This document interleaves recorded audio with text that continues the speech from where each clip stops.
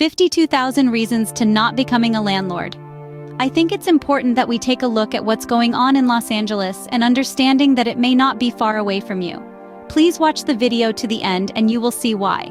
Right now, there are an estimated 52,000 rental vacancies in Los Angeles. The city is looking into a set rate for rents, while not owning any part of the properties themselves. That means that if a renter is presently paying $2,000 monthly for rent, the city may come in and legally reduce that rent to something lower because they feel it simply should be lowered. It wouldn't matter if your taxes went up 20%, or your insurance went up 30%, or if your mortgage payment went up due to the interest going up.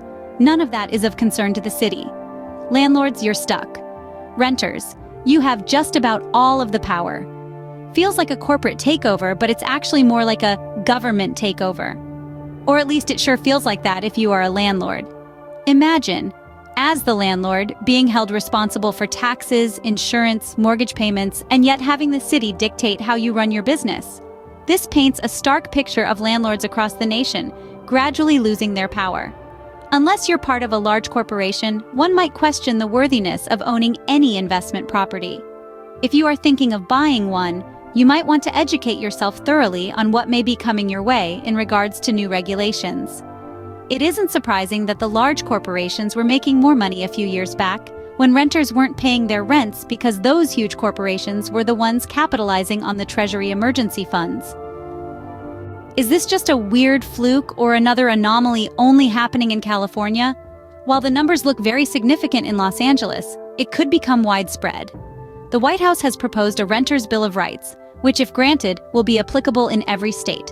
This comprehensive blueprint addresses key issues faced by renters across the United States, aiming to ensure fair, safe, and affordable housing for all.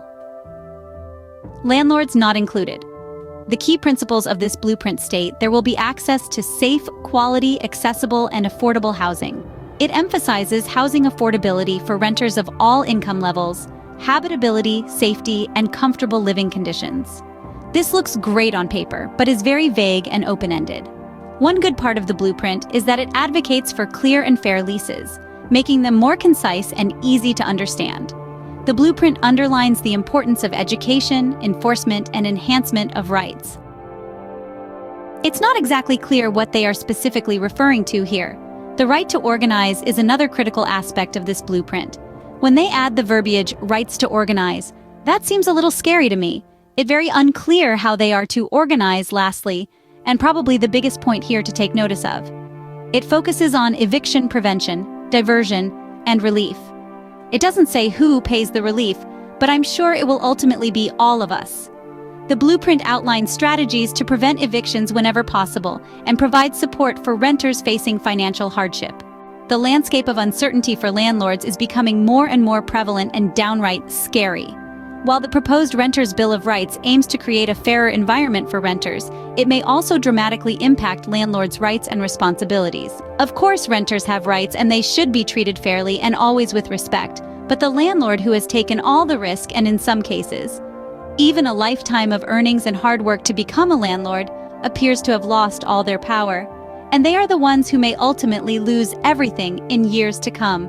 It's crucial for landlords and potential landlords to stay informed and adapt to the shifting sands of the rental market. The question now is, how will these changes shape the future of real estate investment? I personally have no investment properties, but I do have friends in real estate who have worked very hard and do own rentals. I know their expenses have gone up drastically, some insurance policies being canceled for absolutely no reason, and now paying 30 to 40% more in their premiums, and being left making the mortgage payment when tenants simply don't. Can we possibly find an equilibrium? At what point do protections for tenants reach a point of diminishing returns for the landlord? Thank you for watching our channel. If you could like and subscribe, we would more than appreciate it.